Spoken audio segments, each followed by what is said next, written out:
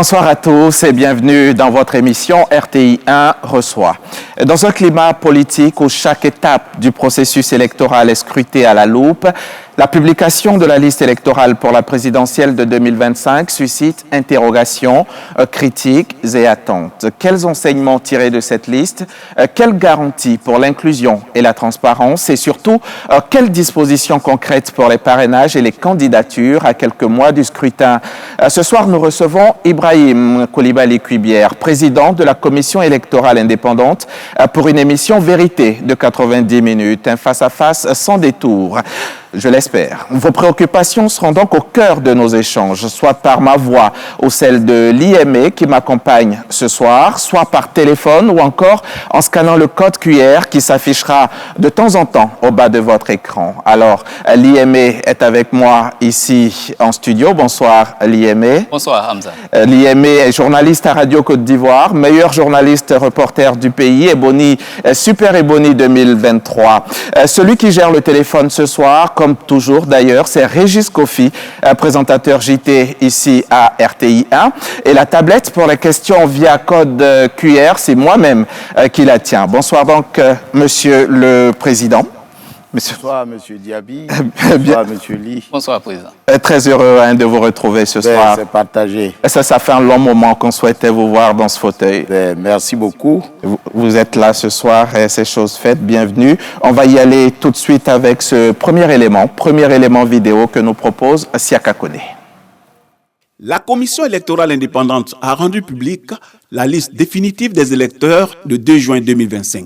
La publication de cette liste électorale en vue de l'élection présidentielle d'octobre 2025 a de profondes implications politiques, juridiques et sociales.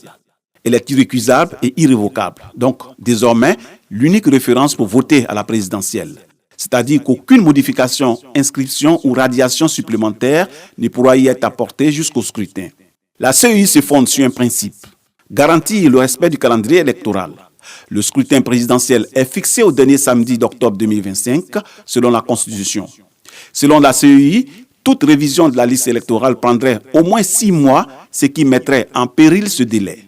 Mais plusieurs leaders de l'opposition, à savoir Laurent Gbagbo, Tidiane Thiam, Guillaume Soro et Charles Blé Goudé, n'y figurent pas. Certains sont radiés pour condamnation judiciaire, d'autres pour défaut de nationalité. Cela exclut de fait les candidats potentiels, provoquant une levée des boucliers de la part de l'opposition. Cette liste fixe désormais le corps électoral. Elle détermine les votants, ceux qui aspirent à la magistrature suprême et ceux qui peuvent parrainer un candidat. Sur cette base, les candidats devront obtenir leur parrainage citoyen, une nouvelle exigence du code électoral ivoirien. Pour certains observateurs, la situation affaiblit la crédibilité de l'élection, en particulier si les principaux rivaux du président sortant ou de son parti ne peuvent pas se présenter. À l'inverse, le pouvoir estime que cette clarification évite les candidatures fantaisistes ou juridiquement contestables en instaurant une compétition conforme à la légalité. Avec la liste définitive publiée, le processus entre dans sa phase active avec la collecte des parrainages, déjà encadrée par la CEI, le dépôt des candidatures prévues pour juillet-août, la validation des dossiers et la publication de la liste des candidats officiels courant septembre. Cette phase s'annonce délicate, car les candidats devront prouver leur capacité à réunir un nombre suffisant de parrainages issus d'au moins la moitié des régions et districts autonomes du pays. Alors, Monsieur le Président, depuis une dizaine de jours, depuis le 4 juin précisément, la liste électorale définitive est disponible. Quelle est la taille de l'électorat ivoirien? Merci bien, Monsieur Diaby, de nous recevoir sur votre plateau. L'honneur est pour nous. Je voudrais, à chaque fois que besoin est, remercier la RTI, les médias dans leur ensemble, pour faciliter la tâche à la Commission électorale indépendante dans l'exécution de sa mission. Ceci étant dit, à l'issue donc de la dernière révision 2024-2025, la liste électorale définitive compte 8 727 431 électeurs sur toute l'étendue du territoire. Et donc, cette révision nous a permis d'avoir autant de citoyens inscrits sur la liste électorale. Il est bon de préciser que la commission électorale indépendante actuelle est celle qui a fait le plus d'enrôlés sur la liste électorale de nos concitoyens. Voilà. Alors, combien de nouvelles inscriptions? Nous avons près de 715 000 nouveaux inscrits sur la liste électorale. Alors que vous en attendiez combien? Mais nous, on attend toujours tous ceux qui souhaiteraient venir s'inscrire sur la liste électorale. Vous aviez un chiffre quand même, une estimation? Non, mais vous savez, aujourd'hui, au dernier recensement, on nous a dit que la population électorale s'élevait à 12 500 000. Et aujourd'hui, nous avons 8 727 000. Il y avait un gap de 3 millions à 4 millions à aller chercher. Mais la commission électorale indépendante n'a pas une obligation de résultat, c'est une obligation de moyens. Nous mettons à la disposition des citoyens le mécanisme pour les inscrire sur la liste électorale. Mais la volonté de venir s'inscrire relève d'eux-mêmes, puisque l'inscription sur la liste électorale est un acte libre et volontaire. Donc on ne saurait prendre pour responsable la commission électorale indépendante pour une défection de la population vis-à-vis de l'inscription sur la liste électorale. En tout cas, nous avons mis tous les moyens et nous pensons que nous avons enrôlé quand même le maximum de citoyens aujourd'hui. Nous sommes à près de 700 000, je crois que c'est beaucoup. C'est beaucoup. D'accord. Certains candidats déclarés affirment avoir été retirés de la liste. Oui. Il y en a qui n'y ont pas figuré depuis la liste provisoire. On va y aller au cas par cas, Monsieur le Président. Oui. Pourquoi, par exemple, il n'est pas sur la liste Monsieur Tidiane Thiam? Alors, cette façon de prendre le problème peut laisser entrevoir que les actions sont ciblées. Non. Alors, ce que je voulais dire, c'est que la révision de la liste électorale a 3 grands objectifs. Le premier objectif, c'est d'inscrire les citoyens qui le désirent et qui en remplissent les conditions sur la liste électorale.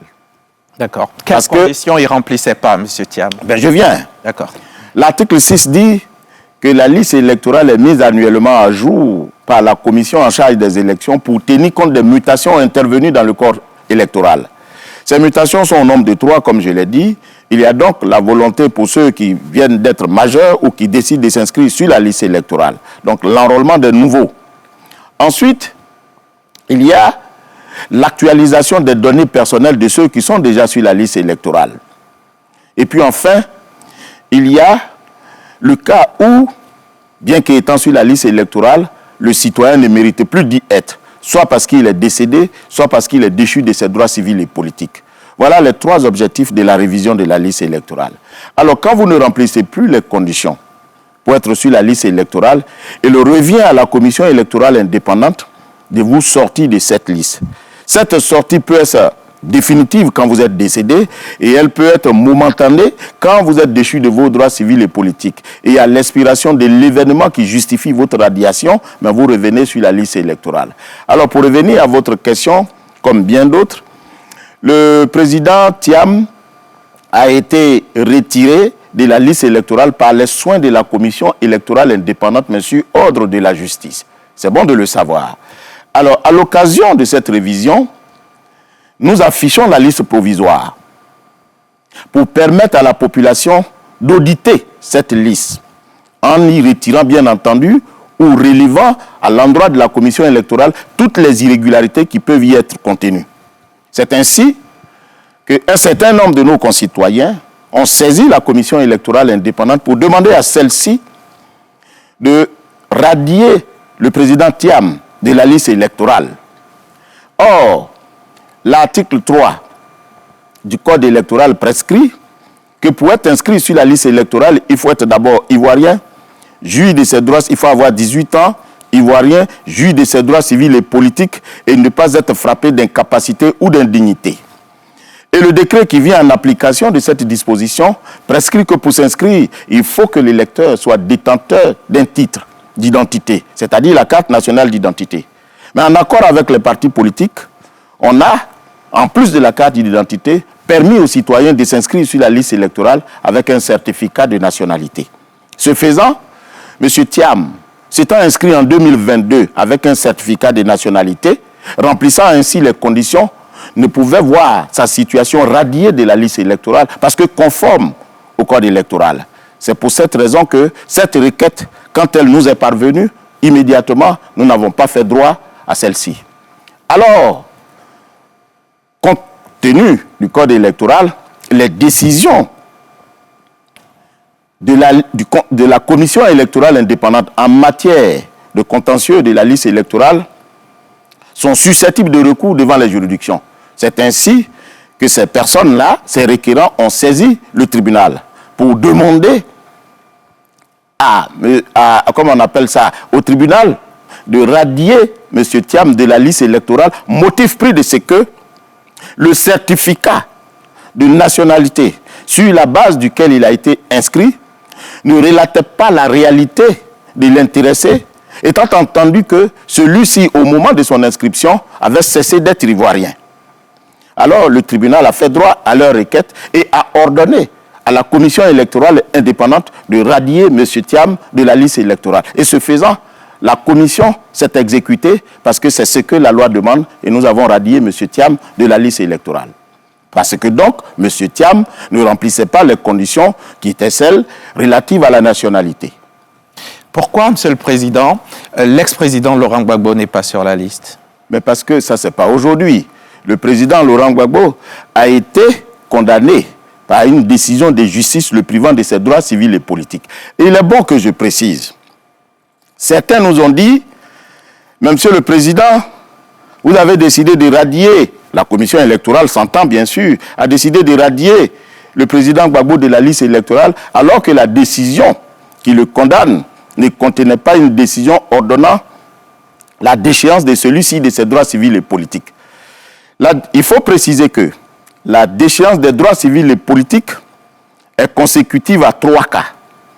Soit le juge prononce une décision de déchéance des droits civils et politiques, soit le législateur lui-même dit que lorsqu'un citoyen commet une infraction, cette infraction emporte déchéance des droits civils et politiques, ou encore des sanctions. C'est-à-dire, lorsque le juge prononce une sanction, cette sanction emporte automatiquement la déchéance des droits civils et politiques. Le cas du président Gbagbo, poursuivi pour les faits de vol ou complicité de vol, se retrouve dans le cas prévu par l'article 4 qui dit « ne sont pas électeurs les individus frappés d'incapacité ou d'indignité, notamment pour avoir commis un crime. Qui vous commettez un crime, le juge n'a pas besoin de vous déchoir de vos droits civils et politiques. La sanction du crime emporte déchéance des droits civils et politiques parce que vous êtes frappé d'incapacité. Ou toute personne condamnée à une peine d'emprisonnement sans sursis pour vol, abus de confiance, escroquerie, attentat à la pudeur, etc. Lorsque vous commettez de tels faits, tels que le code le prescrit, automatiquement, vous êtes déchu, vous êtes frappé d'incapacité. Mais quelle est la conséquence de l'incapacité? L'incapacité ou l'indignité vous retire la qualité de l'électeur. Or, c'est cette qualité, par votre inscription sur la liste électorale, qui vous donne le droit de voter et d'être candidat. Alors, quand on vous arrête, quand on vous arrache cette qualité, vous êtes frappé d'indignité et la conséquence, vous êtes déchu de vos droits civils et politiques. Voilà le cas de Gbagbo et c'est pour cette raison que dans la décision du président Gbagbo, il n'est pas mentionné effectivement qu'il est déchu de ses droits civils et politiques parce que l'infraction emporte déchéance des droits civils et politiques le concernant. Et il n'est pas seul dans ce cas. On a aussi les cas, dans ce cas, vous pensez peut-être à Charles Bleu Goudet. Oui. Tous ceux qui ont été condamnés, qui ont été déchus de leurs droits civils et politiques, se retrouvent dans ce cas. Mais M. Diaby, je souhaiterais que on n'en fasse pas une focalisation sur ces différents cas. Est-ce que selon vous, avec tous ces exclus de la liste électorale, est-ce que selon vous, cette élection peut être considérée comme inclusive? Ah, vous savez, dans un premier temps, conformément aux dispositions du Code et puis de la loi portant organisation de la Commission électorale indépendante, la Commission, en tant qu'arbitre, n'a pas à se préoccuper du nombre de candidats. La préoccupation de la Commission électorale, c'est de faire de sorte que ceux qui sont candidats soient électeurs. Et pour être électeurs, et qu'ils en remplissent les conditions. Étant entendu que les conditions d'éligibilité relèvent de la compétence du Conseil constitutionnel. Donc, nous n'avons pas à nous préoccuper de ce qu'il y a peu ou pas de candidats. Ceci étant dit, j'entends ça et là qu'une élection ou cette élection se doit d'être inclusive. Mais qu'est-ce que ça signifie? Une élection par essence ne peut jamais être inclusive. Pourquoi? Mais parce que l'élection est une compétition. Et une compétition, elle est exclusive. Elle vous sort quand vous ne remplissez pas les conditions de la compétition. Quand le législateur dit il faut avoir 18 ans pour être inscrit sur la liste électorale, mais celui qui en a 17 exclu. Quand le législateur dit qu'il faut être ivoirien pour être inscrit sur la liste électorale, mais celui qui n'est pas ivoirien est exclu. Quand le législateur dit qu'il faut jouir de ses droits civils et politiques, quand vous ne jouissez pas de vos droits civils et politiques, mais vous êtes exclu. Donc aucune élection, M. Diaby, dans le monde entier, est inclusive. D'ailleurs, je vais vous expliquer que cette notion, elle est venue il y a 20 ans, elle vient des organisations internationales qui, en son temps, avaient considéré que certains citoyens, bien que jouissant de leurs droits civils et politiques et remplissant toutes les conditions pour exercer leurs droits civils et politiques, ne le faisant, il fallait les intégrer. Il s'agissait de nos parents handicapés, les malvoyants, les malentendants et ceux qui ont une mobilité réduite. Mais voilà des citoyens. Le code ne dit pas que parce qu'on ne voit pas qu'on ne peut pas être électeur. Le code ne dit pas parce qu'on ne parle pas on ne peut pas être électeur. Le code ne dit pas parce qu'on est handicapé physique, la mobilité réduite qu'on ne peut pas être électeur. Alors mais pourquoi ces personnes-là ne sont pas inscrites sur la liste électorale ou bien on ne donne pas la possibilité à ces personnes d'exercer leurs droits civils et politiques? Ce faisant, la communauté internationale a donc demandé à ce que ces personnes soient intégrées au système électoral. C'est-à-dire que quand on fait nos bureaux de vote, il faut tenir compte de ceux qui sont handicapés. Quand on édite nos bulletins, il faut faire de sorte que les personnes qui ne voient pas ou qui n'entendent pas ou qui ont un handicap quelconque, les empêchant de voir la situation normale, de pouvoir exercer ce droit. C'est donc ça l'inclusion. C'est ça l'inclusion. Leur intégration dans le processus électoral a été appelée l'inclusion de ces personnes. Mais aujourd'hui, de là à étendre cette inclusion aux personnes décalées parce que ne respectant pas les dispositions du code électoral, il y a un grand pas. Il n'y a aucune élection qui soit inclusive. Par principe, l'élection est exclusive. Alors, Monsieur le Président, nous sommes à moins de 5 mois de ces élections tant attendues par les Ivoiriens. Oui. Et une partie de la classe politique continue donc de dénoncer cette liste électorale qui est pourtant un élément clé de ce processus électoral. Est-ce que vous, en tant que président de la CEI, cela vous inquiète? Non, pas du tout. Vous savez, tout se trouve dans le code électoral. La loi dit que chaque année, il faut réviser la liste électorale. Mais cette révision consiste pour la population, à l'occasion du contentieux de la liste électorale, de permettre à celle-ci de dénoncer à la commission électorale indépendante, preuve à l'appui, des éléments d'irrégularité. Et ce faisant, nous la nettoyons. Vous savez, l'histoire de la liste électorale en Côte d'Ivoire, elle est récente. Et on a l'impression que c'est maintenant que cette liste électorale existe. La liste électorale existe depuis 1960, et même avant. Et c'est en 2008-2009 qu'on a procédé à la refonte de la liste électorale avec l'accord des partis politiques. Et cette liste a été refondue et a été certifiée à la suite de l'accord de tous les partis politiques, tous les grands acteurs politiques en Côte d'Ivoire, a été certifiée par les Nations Unies. Mais un accord est une concession. Une concession, c'est qu'on accepte ce qui est irrégulier comme étant régulier. Parce que figurez-vous qu'à l'issue de cet accord, des personnes se sont inscrites sur la liste électorale avec un extrait d'acte de naissance. Monsieur Diaby, est-ce que sur votre extrait d'acte de naissance, il y a le lieu de naissance de vos parents? Non. Il y a la filiation de vos parents sur la liste électorale? C'est votre filiation qu'il y a sur votre extrait d'acte de naissance et non la filiation de vos parents. De sorte que certaines personnes inscrites sur la liste électorale ont eu, à un moment donné, conformément à l'article 7, des mentions qui faisaient défaut. Mais parce qu'il y avait un accord préalable.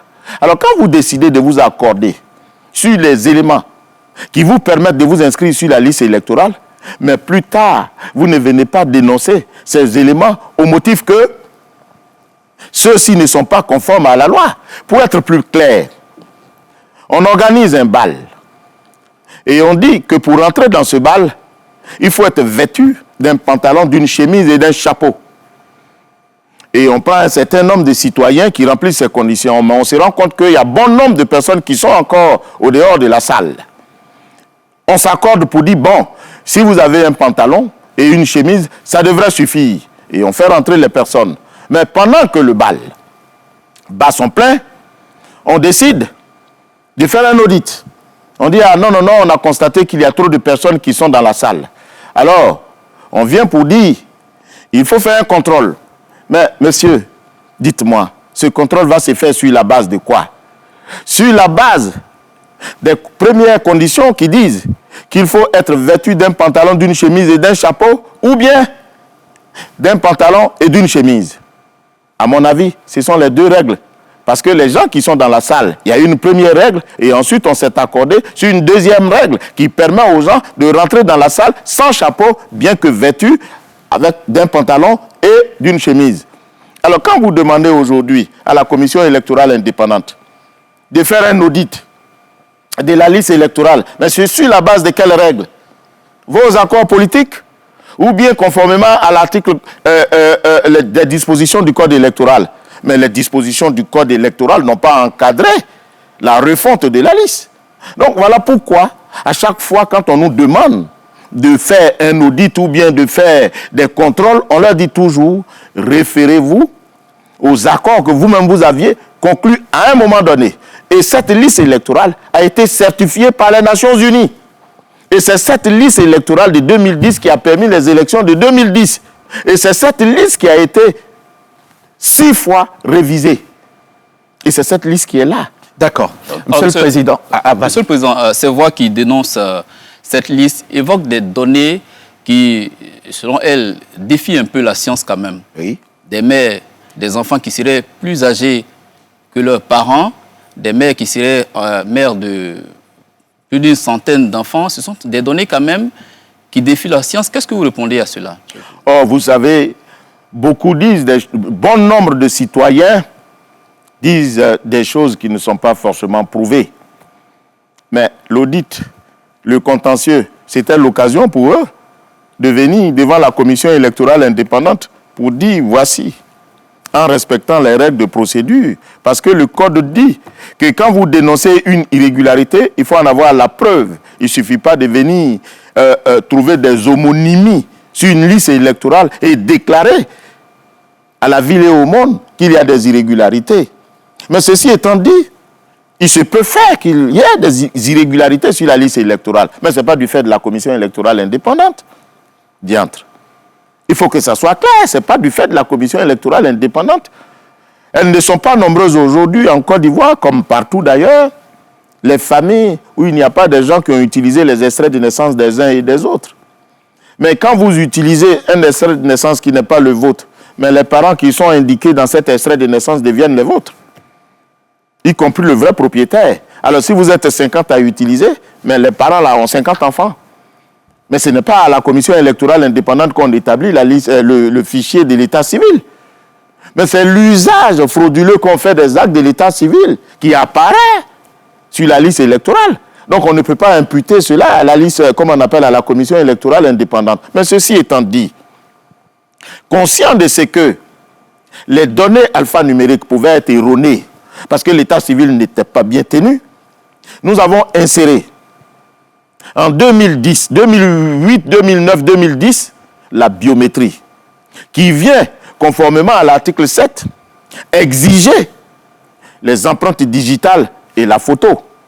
De sorte que, si vos données alphanumériques, c'est-à-dire nom, prénom et filiation, sont insuffisantes ou erronées, mais votre visage, il est unique. Vos empreintes sont uniques. Donc, la Côte d'Ivoire fait partie des rares pays à utiliser la biométrie dans sa liste électorale. Donc, pour nous, l'inquiétude ne mérite pas d'être. C'est dommage qu'il y ait des erreurs matérielles dans le nom des gens, mais ce n'est pas dramatique Parce que nous avons quand même la biométrie qui permet de corriger ces irrégularités. Parce que l'objectif d'une élection, c'est la sincérité du vote. La sincérité du vote qui se définit comme étant la concordance entre ce que le peuple a voulu et ce qui transparaît dans les résultats. Donc si une personne ne peut pas voter à la place d'une autre, mais la sincérité, comme on appelle, du scrutin est assurée. C'est ça l'objectif de la biométrie. D'accord. Monsieur le Président, vous avez dit tout à l'heure que la révision de la liste électorale, elle est annuelle. Oui. Alors, l'opposition réclame une révision de la liste électorale avant la présidentielle. Vous avez dit non. Elle demande cette opposition-là que la révision soit faite avant la présidentielle parce que 4,5 millions de potentiels électeurs seraient en train de frapper à la porte. Vous dites non et l'argument que vous avez brandi, c'est le délai. Alors que, Monsieur le Président, on se souvient que ce qui est impossible aujourd'hui à vos yeux avait été possible par le passé, notamment en 2015, 2020, et c'était pratiquement les mêmes délais. On était en juin. Là, nous sommes en juin. Et avant la présidentielle d'octobre prochain, la CEI n'est pas capable de faire une révision, alors qu'elle avait été capable de cela il y a quelques années. Alors, il est bon de préciser que si l'article 6 dit que la liste électorale devra être révisée annuellement, mais l'article 11 du même code dit que la période d'établissement de la révision de la liste électorale relève de la commission électorale indépendante. Donc il n'y a pas de violation quand nous disons que nous allons faire la révision de la liste électorale quand ça sera possible pour nous. D'autant plus que, légalement parlant, la loi nous autorise à le faire. Bien sûr. Bien. Ceci étant dit, quand vous avez lu l'article 6, l'article 6 ne lie pas la révision de la liste électorale à une élection. Ce qui fonde une révision, c'est les mutations intervenues dans le corps électoral. Ce n'est pas l'élection. Parce que j'ai vu sur les réseaux sociaux, de façon hilarante, des propos faisant croire que le président Cubier dit que, comment on appelle ça, on peut proclamer un résultat avant même d'avoir passé l'examen. Mais non. Dans notre cas d'espèce, ce n'est pas l'élection qui détermine la révision, même si la révision est faite en long terme pour participer à une élection. Ce qui fonde une révision, ce sont les mutations intervenues dans le corps électoral. Ceci étant dit, c'est vrai, en 2015, nous avons fait la révision en juin-juillet. En 2020, nous avons fait effectivement la révision en juin-juillet. Mais 2015, ce n'est pas 2025. 2020, ce n'est pas 2025. Monsieur Diaby, 2015 n'est pas 2025 pour les raisons qui suivent. D'abord, le code électoral qui a fait l'objet des révisions disait que la liste électorale définitive devait être éditée, arrêtée 15 jours avant le scrutin, en 2015. Vous voyez, il n'y avait pas le parrainage en 2015. Donc, on pouvait même se permettre d'arrêter la liste électorale 15 jours avant le scrutin. Mais parce qu'il n'y avait pas d'opération majeure entre l'arrêt de la liste définitive et le scrutin. Ce qui n'est pas le cas en 2025, où nous avons l'institution du parrainage. Mais en 2020, c'était le cas et la révision a eu lieu en juin. Alors, en 2020, pour la première fois, on procédait on a institué le parrainage. Effectivement, vous avez raison. Mais sauf que, dans l'exécution de la tâche de la révision, on s'est rendu compte que le délai qui avait été fixé constitutionnellement ne pouvait pas être atteint si on devait attendre l'arrêt de la liste définitive. Ce qui a obligé la commission électorale indépendante en son temps à réduire tous les délais du contentieux. Là où c'était 15 jours, on a fait 7 jours. Là où c'était 7 jours, on a fait 3 jours. Alors que le contentieux est l'occasion qui est donnée à la population d'auditer la liste électorale. Ça, c'était le premier point. Et malgré la réduction de ces délais, on a dû utiliser la liste provisoire. Laquelle liste provisoire, comme son caractère l'indique, ne pouvait pas encadrer une opération comme le parrainage. Parce que l'article 54 dit quoi? L'article 54 dit ceci.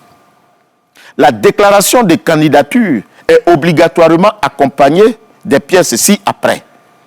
Entre autres, la liste des électeurs ayant parrainé la candidature avec en regard le nom, prénom, la circonscription concernée, mais notamment le numéro de la carte d'électeur. Or, la liste provisoire qui a servi à encadrer le parrainage n'édite pas la carte d'électeur. La carte d'électeur est éditée à partir de la carte, la liste définitive. De sorte que les citoyens qui ont parrainé la candidature des candidats ne pouvaient justifier leur qualité d'électeur parce que, issus de la liste provisoire, qui n'est pas une liste définitive qui édite la carte d'électeur.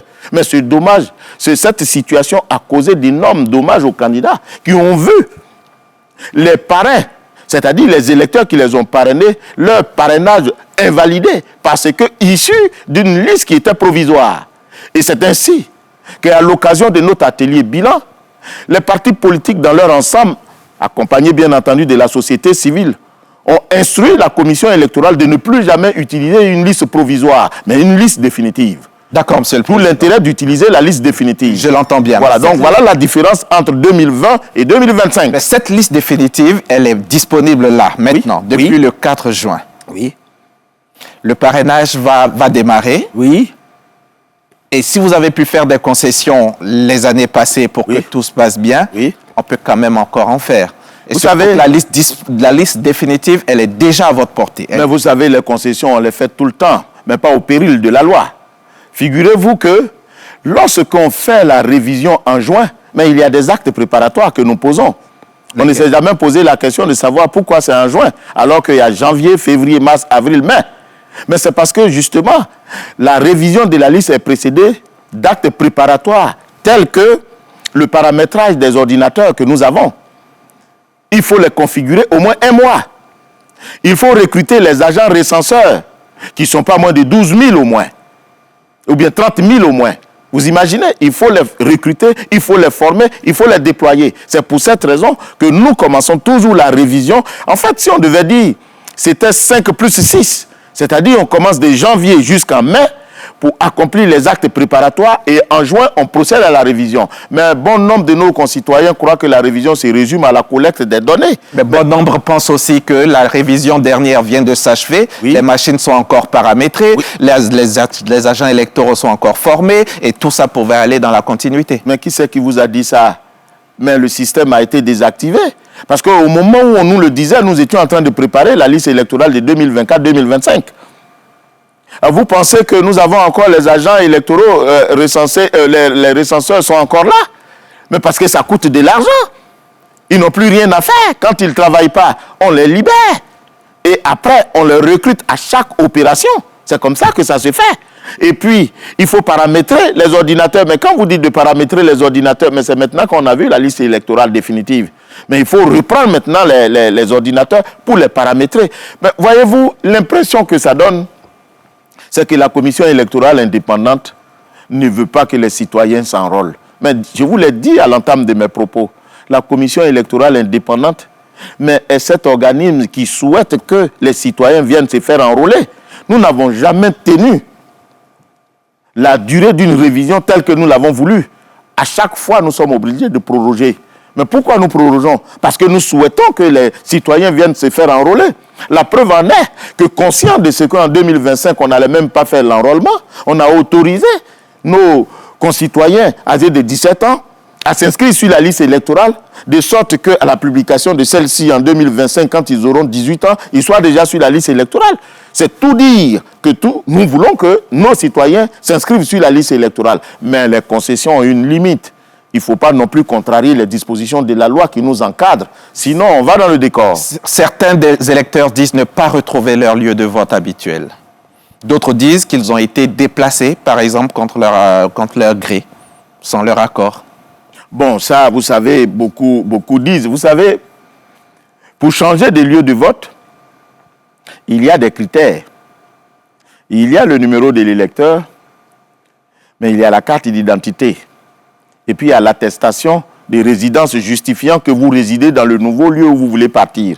Mais dites-moi, quand vous produisez tous ces documents, comment venez-vous dire après que vous n'aviez pas voulu? Comment moi j'ai fait pour obtenir votre certificat, comment on appelle votre carte nationale d'identité? Comment j'ai fait pour avoir le certificat de résidence? Comment j'ai fait pour avoir le numéro de votre carte nationale d'identité, si ce n'est vous-même? Bon nombre d'entre nos citoyens veulent jeter l'opprobre et le discrédit sur la commission électorale dans l'exécution de ces tâches. Mais nous avons toujours des éléments pour les confondre. Voilà, c'est vrai. Aucune œuvre n'est parfaite. Nous l'avons suffisamment dit. Nous pouvons nous tromper. Mais venez nous aider à préparer cette liste électorale que vous considérez comme impropre à l'usage à laquelle on la destine. D'accord, on va l'IME. Certainement une crise de confiance entre la CEI et une frange de la population, ou du moins certains partis politiques. Comment travaillez-vous à quelques mois, donc, Monsieur le Président, à ramener cette confiance-là pour qu'on aille sereinement vers ces élections? Oh, vous savez, il ne faut pas qu'on exagère. Il n'y a pas de crise de confiance entre nous et puis les acteurs politiques. Vous savez, les acteurs politiques considèrent toujours qu'une élection est bonne que quand ils l'ont gagnée. Quand ils l'ont perdue, elle n'est pas bonne. C'est tout, ils jettent le discrédit sur la commission électorale. Mais on n'y est pas encore au résultat. Oui, mais parce qu'il y a des résultats. Depuis que nous sommes arrivés, nous avons organisé au moins 3 à 4 élections. Nous avons fait l'élection du président de la République en 2020. En 2021, on a fait l'élection législative. En 2023, on a fait les élections locales composées de l'élection municipale et régionale. Donc, bon nombre d'entre eux sont issus de cette élection-là. Comment font-ils pour ne pas avoir confiance en nous? Une fois élus, ils n'ont plus confiance en nous. Mais avant d'être élus, ils ont confiance en nous. Il y a quelque chose qui ne va pas. Vous voyez, moi je pense qu'il faut que la confiance, ou bien l'opinion repose sur quelque chose d'objectif. Mais quand ce n'est pas objectif, vous ne pouvez pas dire que la commission électorale n'est pas à mesure de faire droit à vos requêtes. Et puis, voyez-vous, ce n'est pas comme ça que ça doit fonctionner, M. Lee. Alors quand vous n'êtes pas content, la commission électorale n'est pas crédible.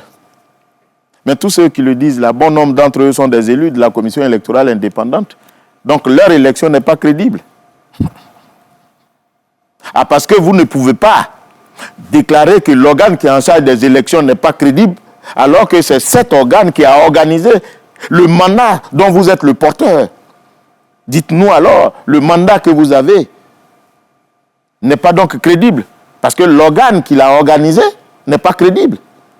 Il faut comprendre. Hein. La révision cette année, elle aura lieu quand, Monsieur le Président? Alors, mais il est bon de préciser que nous considérons que nous avons fait la révision 2024-2025. Mais c'est annuel ou à cheval sur 2 années? Alors, c'est très bien de nous poser cette question. Vous savez, lorsque nous sommes arrivés à la commission électorale indépendante en 2019, on a fait des premières révisions, on a constaté qu'il n'y avait pas un engouement. Donc, on s'est dit que c'est parce qu'on n'a pas suffisamment sensibilisé la population. En accord avec les partis politiques, on a décidé qu'il fallait voir s'il n'était pas possible de faire la révision entre 2 années, de sorte à prendre suffisamment de temps pour sensibiliser la population. C'est vrai, je l'avoue, qu'aucune disposition ne le dit. Mais vous savez, la commission électorale indépendante fonctionne sur 2 bases, les accords politiques et puis la loi. Et ces jours-là, bon nombre d'acteurs politiques, à l'occasion de l'atelier bilan où ils nous ont demandé de mettre à leur disposition le plus tôt possible la liste définitive et de ne plus utiliser la liste provisoire pour le parrainage, c'est ce jour-là qu'ils nous ont dit qu'on pouvait faire la révision entre 2 années. Mais on a proposé une disposition légale pour modifier le code électoral. Mais en attendant cette modification, on a mis en application cet accord entre nous. C'est pour cette raison que la révision se fait, on l'a fait en 2022, 2023, 2024, 2024, 2025. C'est donc comme il y aura 2025, 2026. Et bien entendu. Ça démarre quand? Mais après les élections présidentielles. D'accord. Après les élections présidentielles... Parce que n'oubliez pas que la loi donne la possibilité à la commission de déterminer la période. Donnez-nous ce pouvoir-là quand même. C'est très bien. Il n'y a pas de problème. Après l'élection présidentielle, Monsieur le Président, il est prévu, selon les textes, en décembre, les élections législatives qui doivent se faire en décembre. L'élection présidentielle peut s'achever en novembre. S'il y a un 2e tour, si... voilà. Mathématiquement, en 1 mois, est-ce que cela est possible? Et puis, je vous fais un petit topo. 2025, la présidentielle en octobre. Décembre, les législatives. Entre les deux, une révision de la liste électorale pourra-t-elle être possible? Et entre-temps, Monsieur le Président, le mandat de la CEI aura pris fin. En septembre, je crois, même si la loi vous donne quelques mois encore pour organiser des élections. Alors, éclairez-nous tout cela. Alors, parlant du mandat des députés, la loi est très claire là-dessus. le mandat des députés expire à la 5e année. Mais il demeure en fonction jusqu'à l'organisation des élections. Et les élections sont organisées avant l'expiration du mandat. Voilà ce que la loi dit. Donc si, en décembre, nous ne pouvons pas organiser les élections législatives, la loi autorise la commission électorale, la loi dit que les députés demeurent en fonction jusqu'à l'organisation des élections. Ce n'est pas moi qui le dis, c'est la loi qui le dit. Qui doivent se faire quand? Au plus tard, quand? Mais attendons d'abord de voir l'impossibilité, de constater l'impossibilité d'organiser des élections. Allez-y, d'accord. Donc ceci étant dit, donc ce n'est pas irrégulier d'organiser des élections en début d'année 2026 parce que la loi elle-même le prévoit. La loi dit que on organise les élections des députés avant l'expiration de leur mandat. Mais si on est dans l'impossibilité d'organiser, les députés demeurent en fonction jusqu'à l'organisation des dites élections. Donc il n'y a pas d'irrégularité, c'est conforme à la loi. Ensuite, vous dites à quel moment on pourra faire la révision de la liste électorale. Je vous ai dit qu'en réalité, nous on considère qu'on avait fini la révision de la liste électorale 2024-2025. Mais on a constaté, selon les dires de certains acteurs politiques, qu'il y aurait bon nombre de nos concitoyens qui étaient intéressés à s'inscrire sur la liste électorale. Ils sont 4 millions. Oh oui, 4 millions. D'après ce qu'on a... Mais ils étaient où ces 4 millions, M. Diaby? Ils faisaient leur papier, d'après ce qu'on nous dit. Ils faisaient leur papier. Vous trouvez ça sérieux? Que des gens soient, c'est-à-dire que c'est à l'occasion d'une révision de la liste électorale qu'on fait tout pour avoir des titres d'identité. Vous trouvez ça sérieux? C'est pourtant la réalité, monsieur. Mais non, vous voyez bien, c'est le manque d'intérêt que certains de nos concitoyens ont. Nous avons interpellé plus d'une centaine de personnes qui étaient déjà inscrites sur la liste électorale. Parce que qu'est-ce qui se passe? À l'occasion de la révision de la liste électorale, bon nombre d'entre eux, parce qu'ils veulent changer d'identité pour les motifs qui leur sont propres, ils viennent se faire délivrer de nouveaux extraits d'actes de naissance. Ils viennent s'inscrire sur la liste électorale. Sauf que... Tous ces 4 millions là, monsieur? Non, je ne parle pas de tous ces 4 millions. Mais ce ne sont pas les 4 millions qui viendront tous le même jour pour venir s'inscrire sur la liste électorale. Sinon, on n'aurait même pas quelqu'un à enrôler encore. Alors, ces personnes qui sont dans ce cas viennent se faire enrôler en changeant d'extrait d'acte de naissance. C'est l'occasion pour eux de réduire leur âge, comme on dit chez nous. Non, mais il est bon de le préciser. Alors, comment nous, on le sait? Lorsque la liste est publiée, la biométrie les retrouve. Parce qu'ils ont le même visage, ils ont les mêmes empreintes, sauf qu'ils ont réduit leur âge. Alors voilà des gens qui croient qu'à l'occasion de la révision de la liste électorale, ils veulent se donner une nouvelle identité. Mais nous, on les retrouve. Et ceux-là font partie des 4 millions. Voilà pourquoi je dis qu'il ne faut pas exagérer. Alors quand les partis politiques ont donc dit qu'ils souhaiteraient qu'on organise, on a dit bon, comme la révision de la liste électorale n'est pas liée à l'élection, c'est pour cette raison qu'on fait la révision dans les années où on ne fait pas d'élection. Laissez-nous terminer avec l'élection du président de la République pour ne pas écorcher les délais constitutionnels, chose qui ne relève pas du pouvoir de la Commission. Permettez-nous donc de faire cette révision après, quand on pourra le faire. Voilà. Mais malheureusement, ils ne sont pas d'accord. Mais M. Diaby, c'est normal qu'un parti politique comme le PDCI demande une révision parce que leur champion, à un moment donné, a été radié de la liste électorale. Mais c'est normal qu'il demande à ce que, alors que la loi ne l'empêche pas, que cet intéressé vienne s'inscrire sur la liste électorale. C'est normal. Et l'inscription se fait à l'occasion de la révision. Donc c'est normal cette requête. Sauf que nous, dans l'exécution de notre chronogramme, on est obligé de tenir compte de certains facteurs au risque de se retrouver en porte-à-faux avec la loi qui nous encadre. C'est cela. Mais est-ce que pour la paix, pour la cohésion et tout ça, ça ne pourrait pas se faire? Mais vous savez, le législateur, il est plus conscient de la paix que vous et moi. C'est le législateur qui a institué la loi. Maintenant, ceux qui veulent aller au-delà de la loi, qu'ils partent là où on fait la loi pour s'accorder sur les grands principes et ils viennent. La commission, je vous l'ai dit, elle fonctionne aussi bien sur la base de la loi que sur les accords politiques. Mais tant qu'il n'y a pas d'accord politique, vous me reprocherez, M. Diaby, d'avoir violé les dispositions du code électoral. La preuve en est que quand on n'organise pas la révision de la liste électorale, tout sachant, se décrétant tel, invoque l'article 6. Oui, l'article 6 dit qu'il faut réviser la liste électorale annuellement, en oubliant l'article 11 qui dit que c'est la commission qui détermine la période. En tout cas, l'opposition vous soupçonne de connivence avec le parti au pouvoir. Non, mais ce n'est pas nouveau. Ce n'est pas nouveau. Vous savez, ce n'est pas toute l'opposition.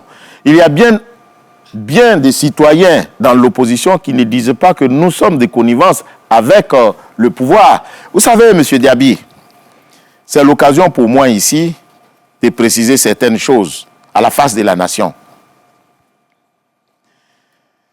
Il y a bon nombre de citoyens de l'opposition, acteurs politiques de l'opposition, qui ont été opposés en matière d'élection aux membres du pouvoir. Je prends par exemple à Yopougon,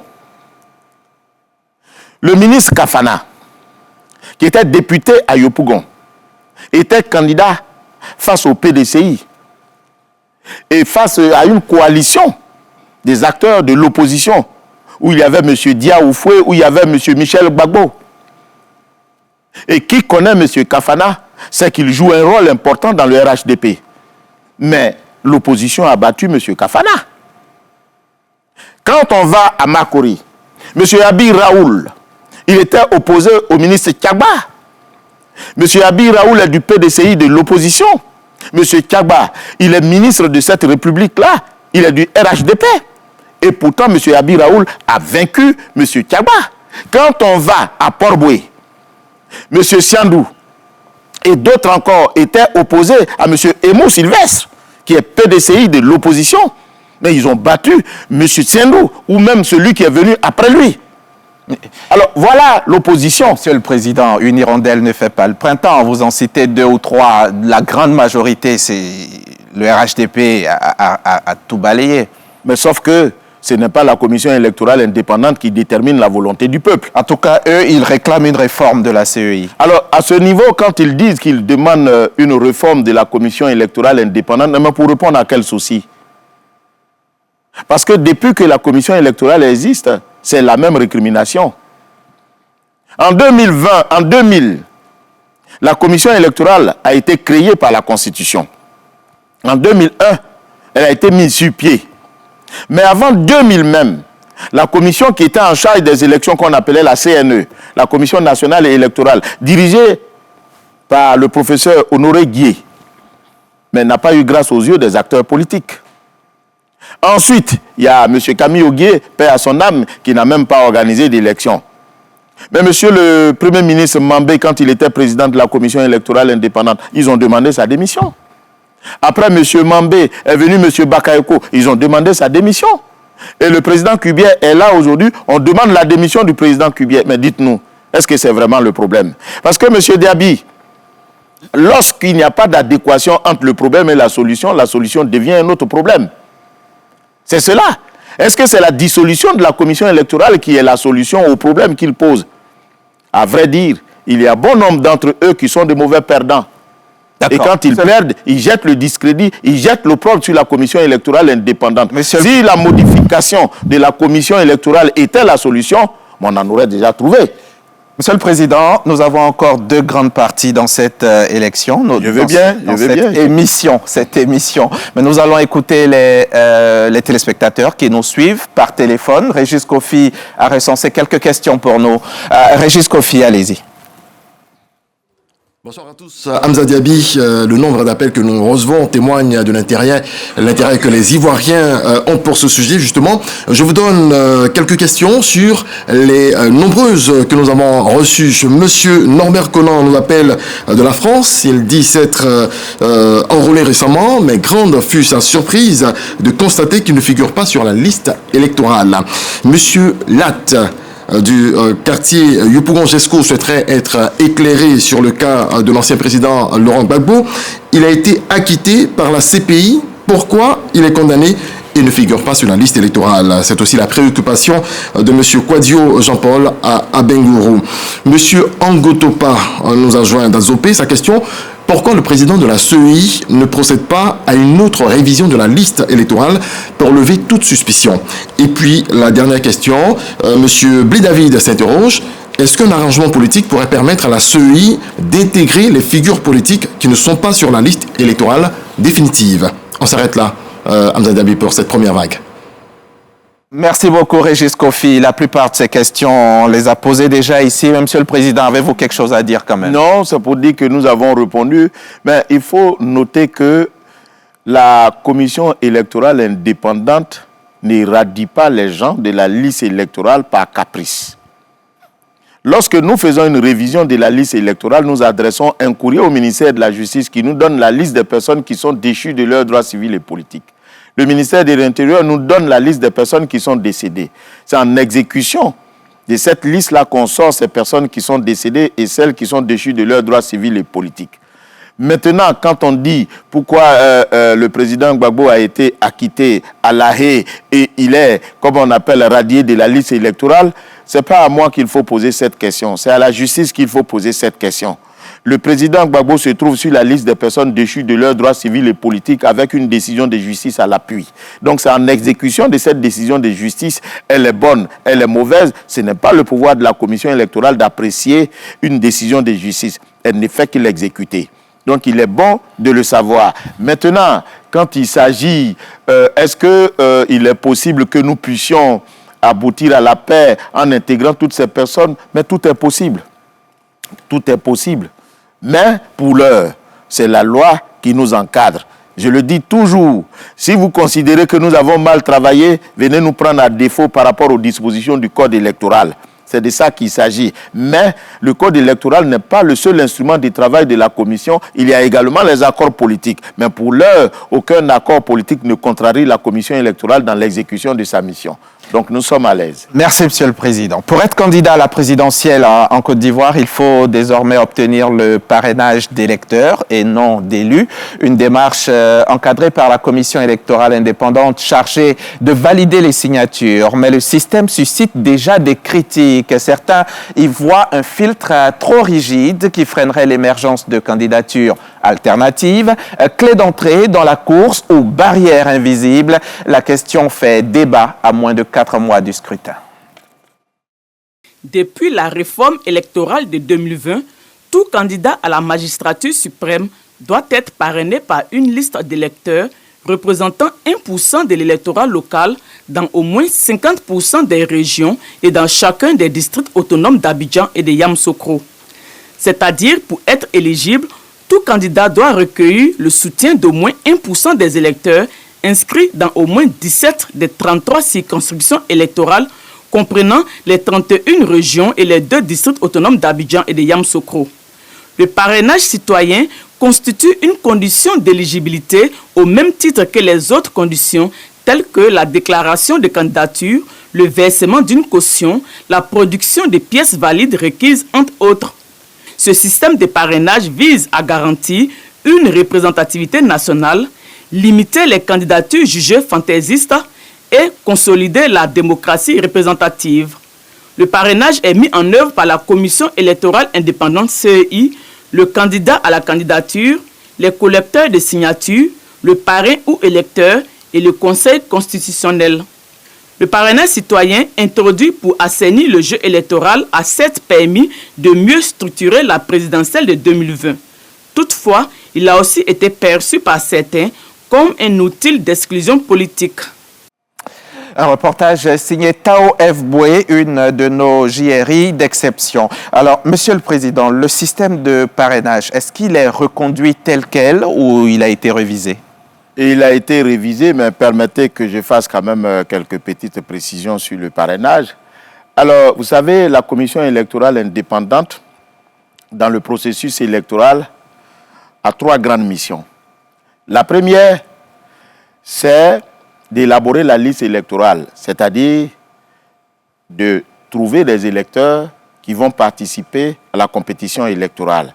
Cette opération se fait à l'issue de la révision de la liste électorale. Deuxième opération, il revient à la commission électorale indépendante ou dans le processus électoral de déterminer les candidats à l'élection, c'est-à-dire quels sont ceux qui vont participer aux différentes élections à travers, bien entendu, les conditions d'éligibilité prévues par le code électoral. Et puis, troisième, c'est la rencontre entre la population et le candidat à l'occasion du vote. Voilà les grandes étapes. Alors, il est bon de préciser que le parrainage, qui est une opération qui consiste pour le citoyen à donner, le citoyen ou bien l'élu, à donner une caution à un candidat pour le voir candidat, est une institution, est un élément qui est prévu dans notre code électoral. Ce n'est pas la commission qui institue le parrainage. Comme la commission électorale à bon dos, à grand dos, il est bon de le préciser, ce n'est pas la commission électorale qui institue le parrainage, c'est la loi. Ensuite, le parrainage est prévu seulement que pour l'élection du président de la République.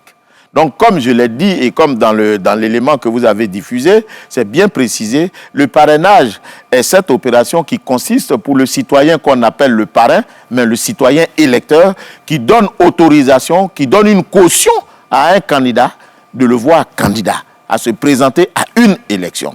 Ceci pour éviter que n'importe qui, il est bon de le préciser, c'est l'esprit de la loi, que n'importe qui vienne se présenter. Que ensuite, permettre à l'État de Côte d'Ivoire de faire des économies quant à l'édition des documents électoraux. Parce que si tout le monde vient se présenter, il faut éditer les documents électoraux de tous les candidats. Et il vous souvient qu'en 2020, on a eu déjà en 2020, on a eu 44 candidats. C'est beaucoup ça. Même si la démocratie est ouverte, il y a quand même des limites. Donc, pour éviter qu'il y ait un désordre, le législateur a prévu, a institué le parrainage. Voilà tout le sens du parrainage. Alors, nous l'avons expérimenté pour la première fois en 2020. Et en 2025, ça sera pour la deuxième fois. On a tiré expérience de la précédente édition et nous avons amélioré le mécanisme. Parce que dit le code électoral sur le parrainage? Il est bon de le préciser, M. Diaby. Le code électoral dit que le candidat doit produire une déclaration de candidature dûment signée par ses soins. Et en outre, il faut qu'il soit parrainé par une liste d'électeurs représentant 1% de l'électorat local dans au moins 50% des districts autonomes et régions de Côte d'Ivoire. Ça veut dire quoi? Or, nous avons en Côte d'Ivoire 31 régions et 2 districts. Ce qui fait 33. 14 districts on a aujourd'hui, oui. Monsieur le Président. Bon, c'est vrai, il y a 14 districts, mais en réalité, les 12 nouveaux districts sont constitués en réalité de régions. Alors que Yamoussoukro et puis Abidjan ne sont pas constitués de régions. Ce sont les vrais districts qui sont là. En fait, ce sont les districts auxquels fait allusion, bien entendu, le code électoral. Les autres ne sont pas moins des districts, mais je veux dire que le code fait allusion à ces 2 districts qui ne sont pas constitués des régions. De sorte qu'on a 17 circonscriptions. Pourquoi on a 17 circonscriptions? Ça fait 33, les 31 régions, plus les 2 districts d'Abidjan et puis de Yamoussoukro, ça fait 33. Quand on divise, on a 16,33. On prend l'entier supérieur et on a 17. Donc, il est fait obligation aux candidats de collecter dans 17 régions de la Côte d'Ivoire, régions et districts autonomes, 1% de l'électorat local. Et je crois qu'on va vous remettre une carte qui dessine un peu tout ça pour que vous puissiez mieux comprendre. Et nous mettons à la disposition des candidats ces éléments. Mais alors, ce qui est bien à préciser, c'est que l'élection du président de la République ressortit à la compétence du Conseil constitutionnel. C'est le Conseil constitutionnel qui statue sur les conditions d'éligibilité, c'est-à-dire qui détermine qui sont les candidats. C'est le Conseil constitutionnel, bien entendu, qui proclame les résultats définitifs de l'élection, c'est-à-dire en cas de contentieux de l'élection. Et c'est le Conseil constitutionnel qui déchoit les uns et les autres quand ils n'ont pas rempli les conditions pour être élus, une fois élus. Donc, les 3 contentieux, contentieux de l'éligibilité, contentieux de l'élection et contentieux de la déchéance, sont des contentieux qui relèvent de la compétence exclusivement du Conseil constitutionnel. Sauf que l'article 54 dit que c'est la commission électorale indépendante qui assure la collecte des parrainages. Voilà pourquoi la commission électorale intervient. Donc, comme la liste des électeurs parrainant la candidature fait partie des conditions d'éligibilité, la commission électorale se trouve être associée aux conditions d'éligibilité. Sinon, la commission électorale n'intervient pas dans l'éligibilité des candidat. Alors, vous parliez des révisions. Oui. Vous disiez que ça avait été révisé. Est-ce que les partis politiques ont été associés à la définition des nouveaux critères? Non, mais il n'y a pas de critères. C'est les mêmes choses. Nous allons rencontrer bientôt les partis politiques, les candidats. Ce ne sont pas les partis politiques qui sont destinataires du parrainage. Ce sont les candidats. Bien sûr. Parce qu'un candidat peut être issu d'un parti politique comme le contraire. D'accord. Donc, cette opération ne concerne pas directement les partis politiques. Ce sont les candidats. Et cette opération du parrainage implique 5 organes. Le premier organe, la Commission électorale indépendante. La Commission électorale indépendante a pour obligation, conformément à l'article 54, d'organiser la collecte des signatures constituées par le parrainage. Fait donc un mode opératoire, forme les personnes qui seront désignées par les soins des candidats et puis faire le suivi du parrainage sur le terrain. Ensuite, le deuxième organe, ou bien la deuxième autorité qui intervient dans le parrainage, ce sont les personnes désireuses d'être candidats. La loi leur fait obligation de désigner 3 catégories de personnes, c'est-à-dire un coordonnateur central, un collecteur régional et des coordonnateurs et des collecteurs délégués. Donc la commission électorale va organiser une formation le 20 juin. Donc il est demandé aux personnes désireuses d'être candidats pour participer à la collecte du parrainage, pour constituer la liste qui est un élément de l'éligibilité du candidat, de désigner ces différentes personnes-là, c'est-à-dire un coordonnateur central et puis un collecteur régional. Nous allons les former pour qu'ils aillent former les collecteurs délégués sur le terrain. Alors, voilà l'obligation qui pèse sur le candidat. Mais en plus de cela, le candidat devra faire de sorte à ne pas être associé à une fraude concernant le parrainage, parce qu'on a vu par le passé des candidats qui se sont donnés à cette fraude-là. Donc, si vous êtes convaincu de fraude en ce qui concerne le parrainage, en organisant, comme on appelle, des parrainages dans les lieux interdits ou en posant les actes qui sont contraires à la loi, vous pouvez être poursuivi en tant que candidat. Ensuite, le candidat ayant désigné ces personnalités, elles sont au nombre de 3, comme je l'ai dit, le coordinateur central, le collecteur régional et puis les collecteurs délégués. Ceux-là, ces personnalités-là, elles ont obligation d'aller collecter les signatures dans les régions. Il y a un collecteur régional par région. Lui, il se charge de désigner des collecteurs délégués qui vont aller dans les départements, puisque la région est composée de départements, le département est composé de sous-préfectures et les sous-préfectures des villages. Donc, il pourra désigner ces personnes-là pour aller collecter les différentes signatures dans les différentes circonscriptions et les amener au collecteur régional, lequel collecteur régional les transmet au coordonnateur central du candidat. C'est comme ça que ça se fait dans les différentes régions et sur toute l'étendue du territoire, dans les 17 régions. Alors, quand eux ils auront fini, la loi dit qu'il ne faut pas aller collecter les signatures dans les camps militaires, dans les cantonnements, dans les hôpitaux. La loi interdit cela. Si vous faites cela, vous tombez sous le coup de la loi et vous serez poursuivi. On le dit maintenant. Il ne faut pas que quelqu'un dise qu'il n'était pas au courant. D'accord. Bien. Et puis ensuite, la 3e ou bien la 4e autorité qui intervient dans la collecte des données, comme nous l'avons dit, bon, il y a autant d'éléments, mais le Conseil constitutionnel vient à la fin pour vérifier la conformité de la validation des parrainages ainsi établis. Donc, voilà comment ça se fait. Liemé. Oui, cela suppose qu'il y a bien des critères. Monsieur le Président, vous avez évoqué les fraudes possibles sur les questions de parrainage. La CEI elle-même, comment vérifie-t-elle le processus et authentifie donc ces différents parrainages-là? Ça ne relève... Vous avez les moyens de le faire ou ça relève du Conseil constitutionnel? Ça relève du Conseil constitutionnel et le Conseil constitutionnel met en place une commission dans laquelle la commission électorale intervient. Mais nous avons suffisamment les moyens pour pouvoir le faire. Parce que nous n'avons pas pu le faire en 2020 justement parce que le parrainage a été encadré par la liste provisoire. Or, maintenant, nous avons la liste définitive à partir de laquelle on édite les cartes d'électeurs. Donc, quand vous venez pour parrainer, il faut que vous soyez électeur. Donc, ce faisant... Là, on parle maintenant des critères de validité. Oui, de validité. Donc, vous venez, vous dites, je suis électeur. Vous rapportez la preuve par le numéro de votre carte que vous allez renseigner sur la fiche qui est mise à votre disposition à cet effet. Voilà. Et puis, vous devez donner votre signature dans le lieu où vous êtes inscrit. Si vous ne donnez pas la signature dans le lieu où vous êtes inscrit, ça ne compte pas. Votre signature est prise en compte par rapport au lieu où vous êtes inscrit. Parce que justement, il faut vérifier si le candidat a 1% de l'électorat local. Et l'électorat local se détermine par la population électorale. Et cette population est déterminée par la circonscription où vous êtes inscrit. Donc, il faut que vous soyez inscrit là pour que ça soit pris en compte. Et puis, la troisième condition, il ne faut pas que vous donniez votre signature à plus d'un candidat.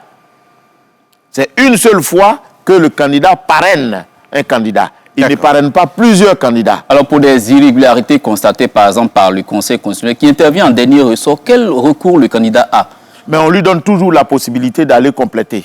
On lui donne 48 heures pour aller collecter le complément. Les leaders de l'opposition non inscrits sur la liste électorale ou radiés par vos soins, comme vous l'avez dit, est-ce que si leur dossier de candidature, par exemple, arrivait à vous, vous allez les recevoir? Alors, il faut distinguer le dossier qui vient à la commission électorale indépendante. Conformément au code électoral, la commission électorale indépendante est une boîte aux lettres. Vous venez, vous déposez votre dossier et nous, à la clôture de la période dédiée au dépôt de votre dossier de candidature, nous, on a 72 heures pour le déposer au Conseil constitutionnel qui va vérifier la conformité de votre dossier à la loi. Et pour ceux d'entre eux qui participent à la collecte de parrains? Je viens. Maintenant, si vous venez participer à la collecte de parrainage pour avoir la liste de parrainage, vous devez vous conformer à la loi. La loi dit que pour collecter le parrainage, il faut que vous soyez électeur. Alors, si vous n'êtes pas électeur, comment vous faites pour participer au parrainage? C'est nécessairement, il faut que vous soyez électeur. Si vous n'êtes pas électeur parce que vous n'êtes pas inscrit sur la liste électorale, nous, on ne peut pas vous accepter dans le parrainage. Non. Si un leader de parti politique non inscrit sur la liste électorale engage une procédure de collecte de parrainage, oui, c'est possible? Non, ce n'est pas possible.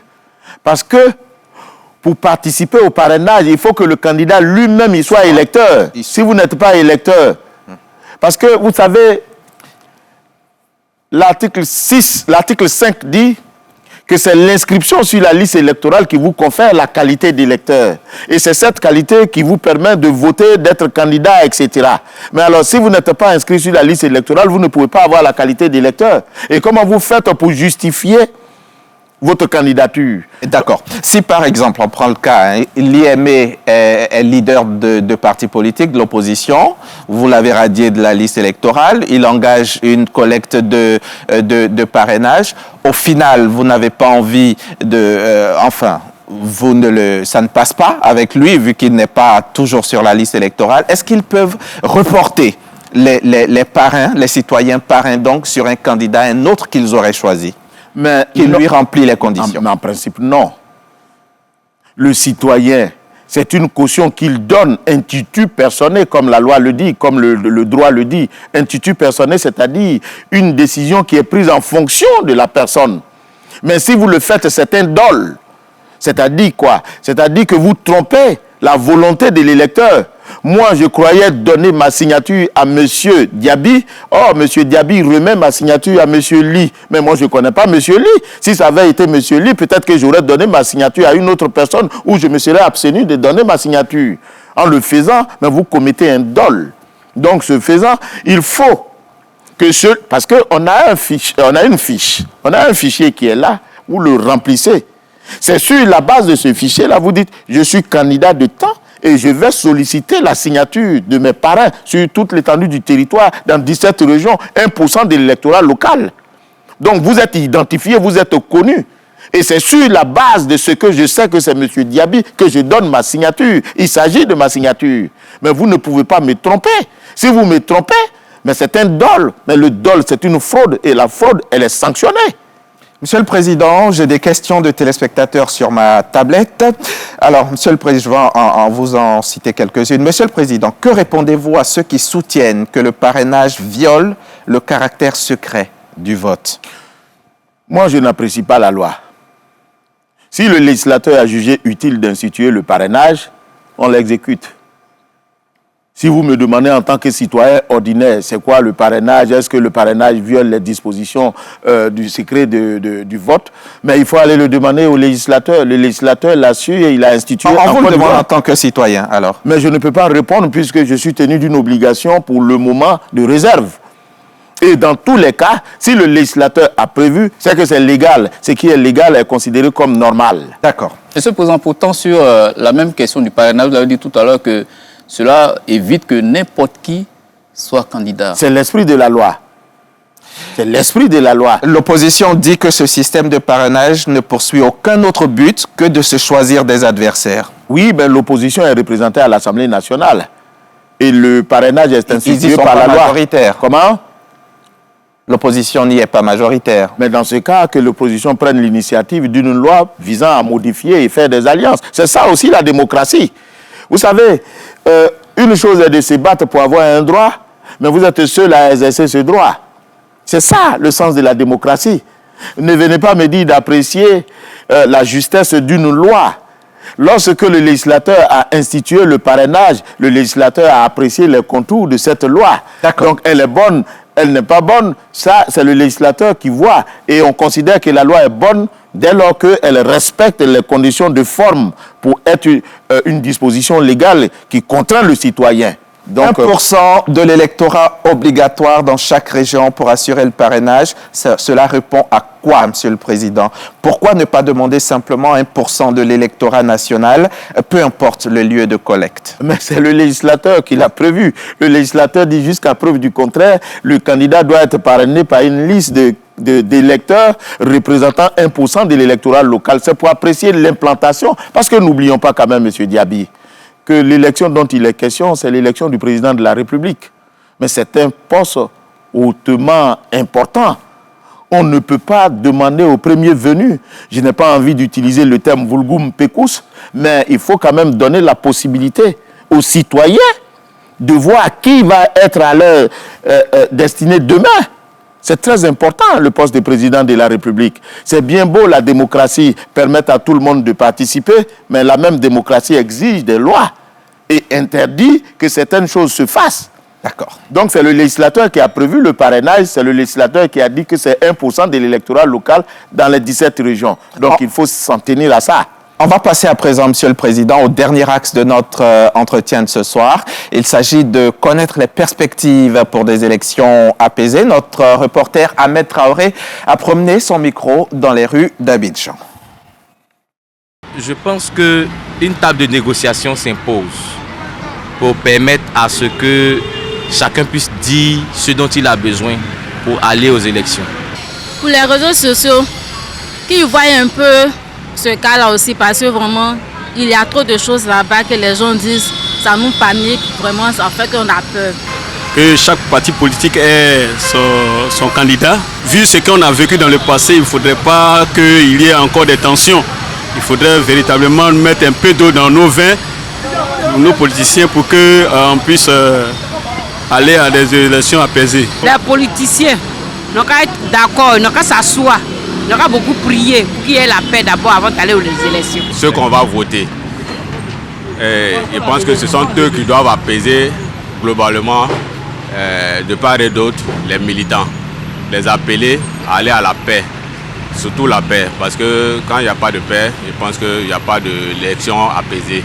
Pour que vraiment on donne des objectifs positifs, de sorte qu'ils puissent voter dans la quiétude. L'embrouille ne peut rien donner comme possibilité dans un pays. Donc moi je pense que ce sont nos candidats de part et d'autre qui doivent respecter les règles du jeu, surtout la loi que les députés ont votée pour nous, de sorte que ça soit vraiment apaisé de part et d'autre. La structure, c'est pour nous tous. Quand ils proclament, ils doivent être justes, équitables, de sorte que les populations aussi leur fassent confiance comme il se doit. Parce que quand la population ne fait pas confiance, il y a une difficulté qui s'installe.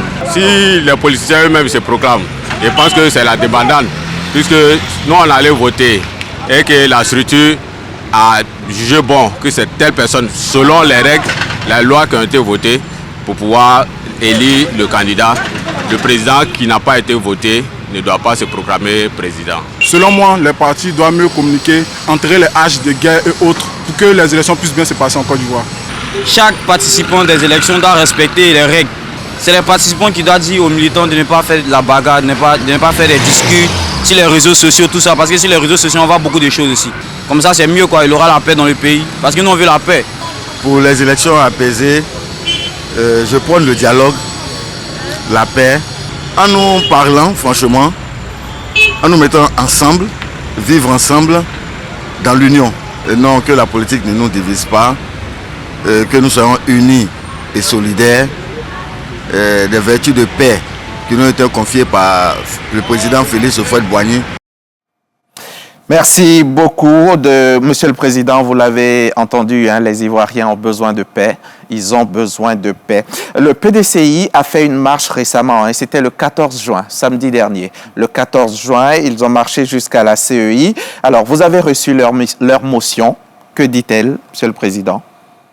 Bon, ils ont eu suffisamment le temps de le dire. Nous avons reçu leur motion. Bon, c'est l'inscription de leur champion sur la liste électorale. Je ne sais même pas diantre pourquoi c'est à la commission électorale indépendante qu'on s'adresse. Ce n'est pas à la commission électorale indépendante qu'on a ordonné sa radiation. Bon, bref. Vous le leur avez dit? Non, parce que l'objectif n'était pas de faire un dialogue. C'était pour nous déposer une motion de protestation. Nous avons pris acte. Ce sont les règles de la démocratie.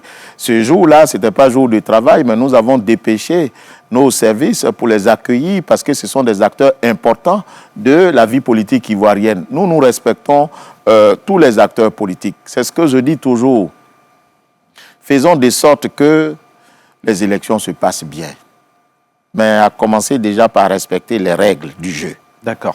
Monsieur le Président, vous avez reçu donc le PDCI et même un jour non ouvré, samedi, alors que vous avez refusé de recevoir le FPI pendant le contentieux. Qu'est-ce qui explique? Alors que vous, c'est la démocratie, vous recevez tout le monde. Qu'est-ce qui se passe? Mais oui, nous n'avons pas reçu le FPI pour la simple raison que les demandes étaient différentes. Le PDCI venait nous déposer une motion de censure.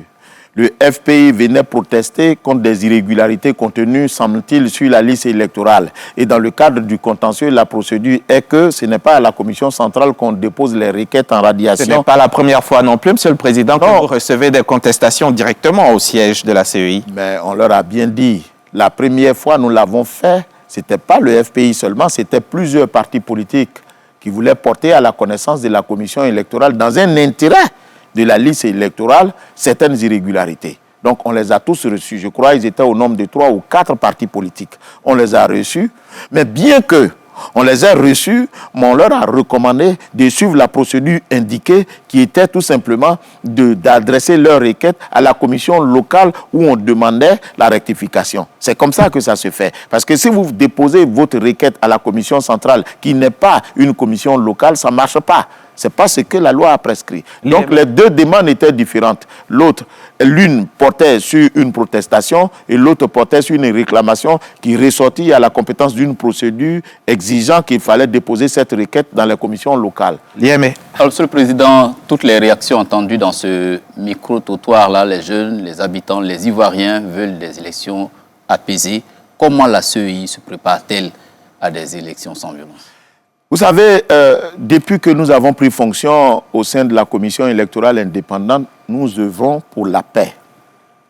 Aucun mode opératoire d'une opération de la commission électorale ne se fait sans associer les partis politiques. Voyez-vous, je suis sur votre plateau pour parler de la matière électorale. Et Dieu seul sait que je suis passé plusieurs fois ici. Mais c'est pour conjurer la violence. C'est pour permettre à chacun de se faire une opinion des dispositions qui encadrent l'élection, afin que nul n'en ignore, comme on dit. Mais nous le faisons pour que les uns et les autres sachent ce qu'il y a à faire pour ne pas qu'ils aient à recourir à la violence. Figurez-vous qu'en 2010, on a fait croire aux citoyens que la commission électorale avait 3 jours pour proclamer les résultats, ce qui n'est contenu nulle part dans aucun code.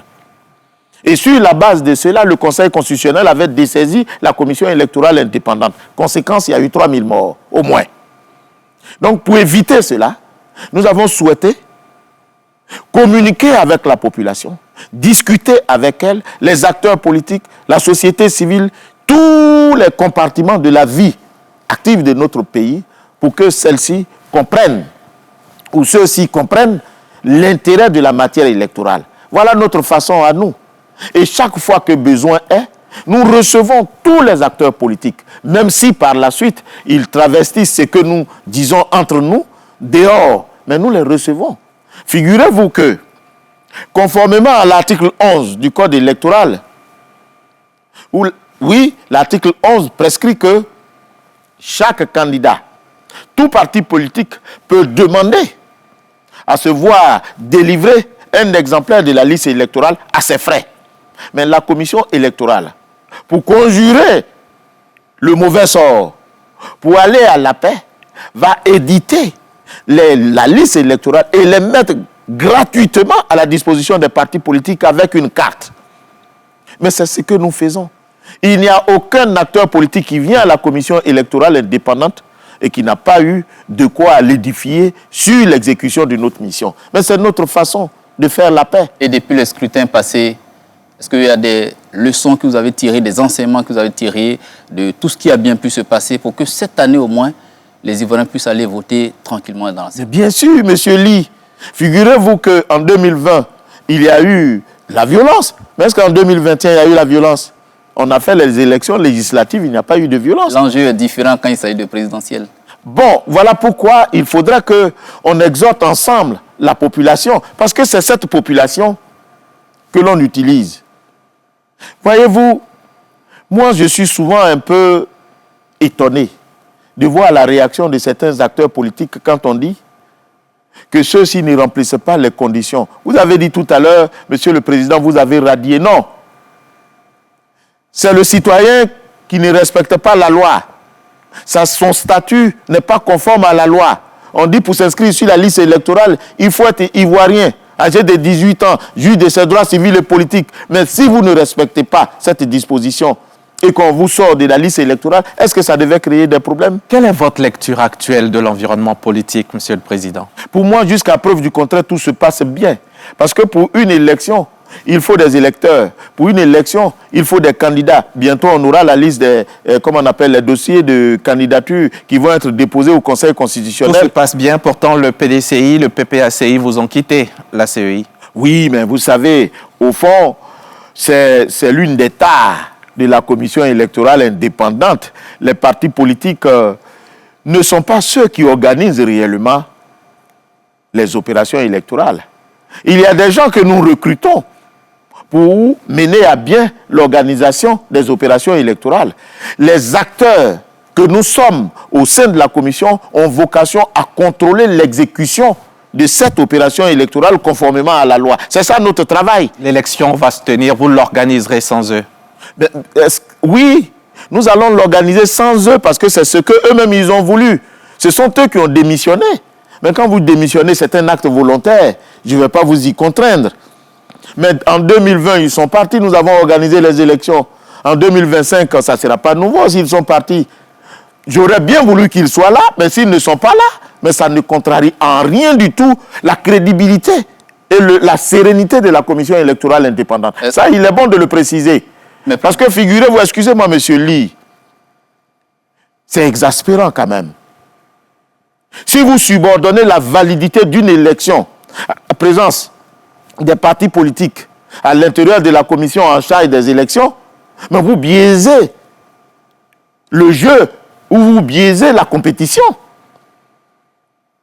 Parce que figurez-vous que la validité d'un procès verbal qui atteste des opérations électorales dans un bureau de vote soit subordonnée à la signature des représentants des acteurs ou des candidats. Mais celui qui se sentira en difficulté va refuser de signer. Et refusant de signer, n'étant pas loin du sceau du représentant de ce candidat, le procès verbal devient faux. Le procès verbal devient invalide. Est-ce que vous croyez que c'est comme ça que ça doit fonctionner? Si on subordonne la crédibilité des opérations électorales par la présence des acteurs politiques au sein de la commission, mais celui qui va se sentir en danger ou en difficulté va sortir, créant ainsi des difficultés. La loi ne le dit pas. Le code électoral dit qu'il faut organiser les élections conformément à la loi. Alors, celui qui dit que ce que nous posons n'est pas conforme à la loi, mais saisit les juridictions pour que le droit soit dit. Mais la loi ne dit pas qu'il faut que le PDCI soit au sein de la commission électorale ou bien le PPACI soit au sein de la commission électorale indépendante. On peut se battre pour avoir un droit, mais on ne se bat pas pour exercer un droit. Parce que l'exercice du droit, il est volontaire, il est libre. On vous a autorisé à venir au sein de la commission électorale indépendante pour qu'ensemble, on vérifie si les actes qui sont posés sont conformes à la loi. Mais vous fermez cette porte, vous partez. Mais alors, est-ce qu'on va subordonner la validité des opérations à votre départ? Mais en le faisant, ça ne sert à rien alors de créer une commission électorale indépendante. Mais ils ne sont pas partis peut-être sur un coup de tête, peut-être qu'il y a une situation qu'il faut peut-être arranger. Non, on parle de paix, de cohésion, Monsieur le Président. Mais pourquoi par la paix on ne reste pas au sein de la commission électorale pour parler de la paix? D'accord. Vous croyez qu'on fait la paix quand on sort de la commission électorale indépendante? Qui c'est qui a dit qu'on ne peut pas rester sur place pour parler de la paix? Oui, M. Ly. Oui, donc, M. le Président, est-ce qu'on peut dire à la CEI, on peut se mettre à la CEI, regarder donc la nation et dire que tout va bien, on va vers des élections apaisées? Est-ce que la CEI a décidé d'avancer la tête baissée, M. le Président? Non, pourquoi? Est-ce que quand vous me regardez, j'ai la tête baissée, moi? Moi, je n'ai pas la tête baissée. Je n'ai jamais dit que la commission électorale exécutait. Nous exécutons notre mission conformément à la loi. Comment rassurer une partie de la population, Monsieur le Président, qui ne croit plus en l'impartialité de la CEI? Et on va terminer là-dessus. Mais c'est subjectif. L'impartialité, c'est un sentiment, c'est subjectif. Mais Monsieur Diaby, dites-moi ce que nous posons, la commission électorale pose qui ne soit pas conforme à la loi.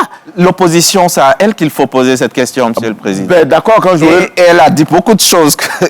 mais alors, elle a dit beaucoup de choses, mais regardez si ces choses-là sont contraires à la loi. Mais pour être inscrit sur la liste électorale, il faut être ivoirien. Si vous n'êtes pas ivoirien, vous n'y êtes pas. Est-ce que c'est une injustice? Pour être inscrit sur la liste électorale, il faut juger de ses droits civils et politiques. L'organe qui vous déchoit de vos droits civils et politiques vous dit que vous êtes déchu de vos droits civils et politiques en exécutant cette décision. Est-ce que c'est une injustice? Mais alors dites-moi ce qui est injuste. Moi, je vous ai dit que la commission électorale ne fait qu'exécuter ce que la loi dit. Nous avons 2 questions par téléphone. On va écouter Régis Kofi. 2 questions à Monsieur le Président pour terminer cette émission. Et c'est vrai, nous avions plusieurs questions, mais on s'arrêtera seulement à 2 questions. Je pense que le président de la CEI s'est prononcé justement sur l'une d'entre elles. Monsieur Yao Atibissou souhaiterait savoir, au cas où un arrangement politique intervenait à quelques semaines de la présidentielle, est-ce que la CEI restera attachée à son chronogramme? Madame Mambo Adaloa, que pense le président de la CEI du processus actuel?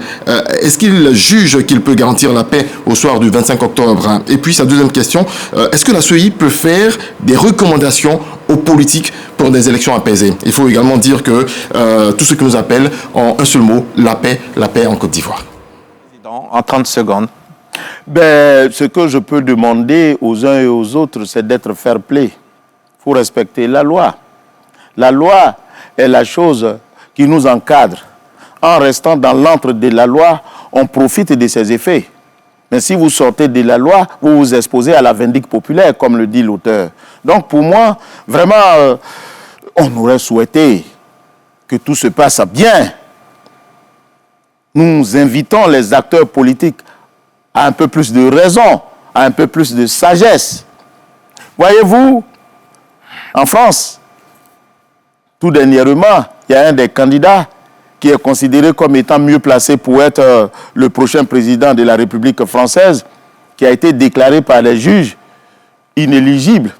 Et les juges qui l'ont déclaré inéligible, semble-t-il, seraient membres d'un syndicat qui avait demandé à marcher contre le parti politique de ce candidat. Mais ça n'a pas remis en cause la décision de la juridiction qui a été rendue. Pour moi, je me dis que les acteurs politiques doivent commencer déjà à respecter les dispositions légales en la matière. Aussi bien la loi comme les décisions de justice. C'est comme ça que ça commence. Parce que la population nous regarde. Mais figurez-vous, une élection qui est une compétition saine, qui consiste à désigner celui qui va être au destiné de la nation, fait peur. Vous trouvez ça normal? Mais c'est parce que les acteurs eux-mêmes font de l'élection quelque chose qui fait peur. Alors qu'il s'agit tout simplement, ce jour-là, pour le peuple, de donner son suffrage à celui qu'il considère comme étant apte à les diriger. Mais ça devait être festif. que violent. Mais malheureusement, les acteurs politiques n'acceptent pas. Voyez-vous, au Ghana, alors que certains acteurs disaient qu'on avait pris leur voix, et le président est sorti pour dire, c'est-à-dire l'un des candidats qui avait perdu, a dit non, j'ai perdu les élections et la population est rentrée. C'est ce fair play qu'on demande aux acteurs ici. Si vous n'êtes pas content, comme en France, où le candidat qui a été déclaré inéligible a exercé une voie de recours civilisée, qui est celle de saisir les juridictions supérieures à celles qui ont rendu la décision. Mais c'est comme ça que ça se fait. Voilà pourquoi, lorsque vous n'êtes pas déclaré candidat, il faut saisir le Conseil constitutionnel. Lorsque vous n'êtes pas déclaré élu, il faut saisir le Conseil constitutionnel. Mais voilà la voie que la loi donne. Mais il ne s'agit pas d'exercer des violences sur qui que ce soit. Moi, je peux me tromper. La commission électorale peut se tromper pour dire que M. Diaby n'est pas élu alors que c'est M. Diaby qui est élu. Mais tout le monde ne peut pas se tromper. Si tout le monde se trompe, mais ce n'est plus une fraude, c'est un consensus. D'accord. Donc nous demandons aux uns et aux autres d'imprimer dans leurs différents actes, à leurs différents actes, une dose de sagesse et de raison. Merci. Monsieur le Président, merci beaucoup et doublement merci parce que, en dépit du deuil qui vous frappe, vous avez accepté notre invitation ici. Depuis quelques jours, votre génitrice nous a quittés. Oui, Monsieur le Président. Ben, je voudrais vous dire, Monsieur Diaby, moi je vous remercie. Vous savez, l'appel du devoir met en berne le pavillon des peines. Donc je considère que le devoir nous appelle et il est bon que je sois ici. Et puis ensemble, conjurons le mauvais sort pour le bien-être de notre pays. Merci, Monsieur le Président. Merci, Lié. C'est moi qui vous remercie. À l'heure où la Côte d'Ivoire se prépare à un nouveau rendez-vous avec son destin, chacun de nous a un rôle à jouer pour que la démocratie ne soit pas un mot vide.